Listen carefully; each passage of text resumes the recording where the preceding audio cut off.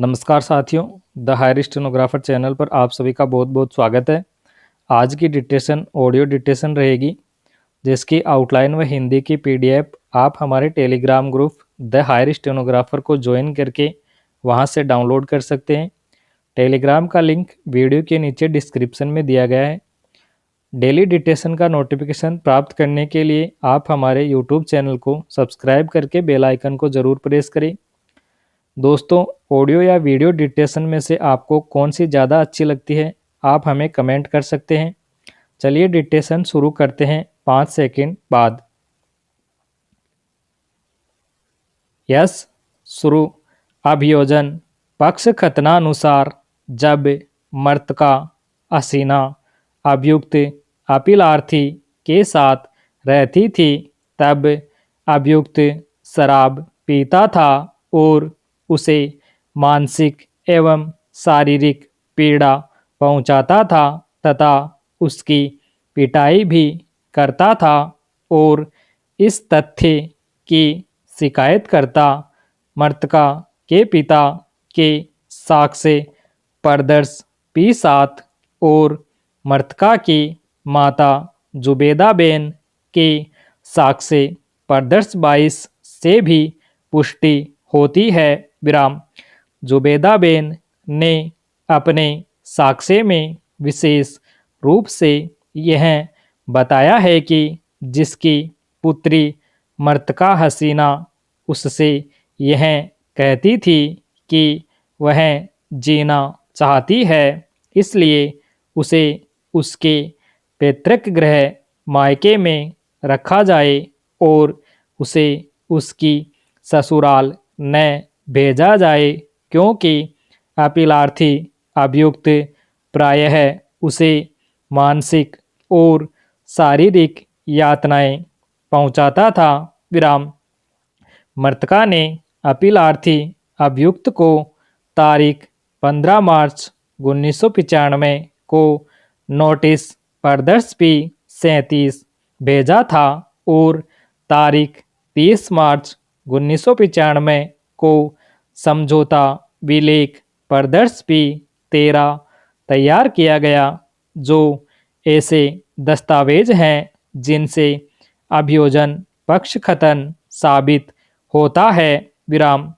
समझौता विलेख में मृतका ने यह संस्वीकृति दी थी कि अभियुक्त उसकी पिटाई करके उसके साथ दुर्व्यवहार करता था और उसे मानसिक और शारीरिक यातनाएं पहुंचाता था, जिसके कारण मृतका हसीना को 4 वर्ष तक अपने माता पिता के साथ रहना पड़ा।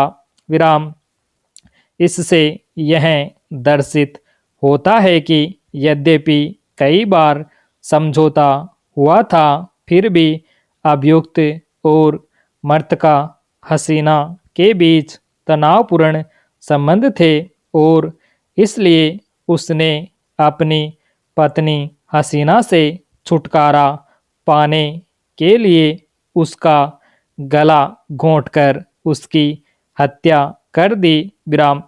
अतः विद्वान न्यायाधीश ने शिकायतकर्ता और मृतका के पिता और मृतका की माता के साक्ष्य पर ठीक ही विश्वास किया है। इस प्रकार ऊपर निर्दिष्ट समझौता विलेख और सूचना पर विचार करते हुए विद्वान न्यायाधीश ने इन दस्तावेजों का अवलंब लेते हुए निर्णय पारित किया है और दोष सिद्धि का आदेश करते हुए दंडादेश दिया है। न्यायालय का निर्णय न्यायमूर्ति MD शाह ने दिया। न्यायमूर्ति शाह दंड प्रक्रिया संहिता की धारा 376 के अधीन इस अपील में अपीलार्थी दिलवर खां हामिद खां पठान ने 1995 के सेशन विचारण संख्या 134 में विद्वान अपर सेशन न्यायाधीश राजकोट द्वारा तारीख 21 मार्च 1997 को पारित उस निर्णय और आदेश को चुनौती दी है जिसके द्वारा उसे भारतीय दंड संहिता की धारा 302 के अधीन सिद्ध दोष ठहराया गया है और आजीवन कारावास भोगने तथा 1000 रुपये के जुर्माने का संधाय करने और जुर्माने का संधाय करने में व्यतिक्रम करने पर 3 मास का और कठोर कारावास भोगने का दंडादेश दिया गया है। विरामपेरा जिन सुसंगत तथ्यों के आधार पर यह अपील फाइल की गई है वे ये है कि प्रसंगत घटना अभिकथित रूप से तारीख 29 अप्रैल 1995 को अभियुक्त के राजकोट स्थित किराए पर लिए गए नए आवास जंगलेश्वर शेरी संख्या 27 में घटित हुई थी।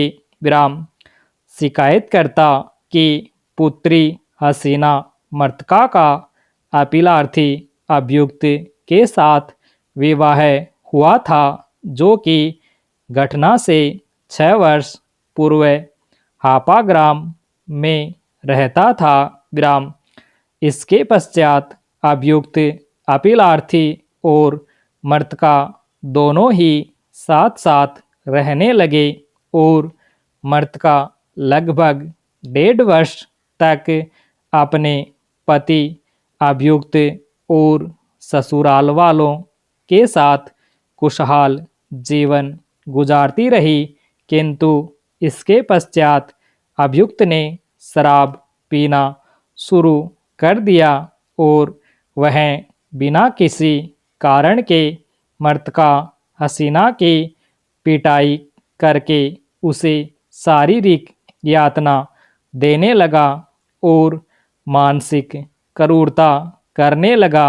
विराम अभियोजन का यह भी पक्षकथन है कि चूंकि मर्तका हसीना गर्भवती हो गई थी। विराम स्टॉप।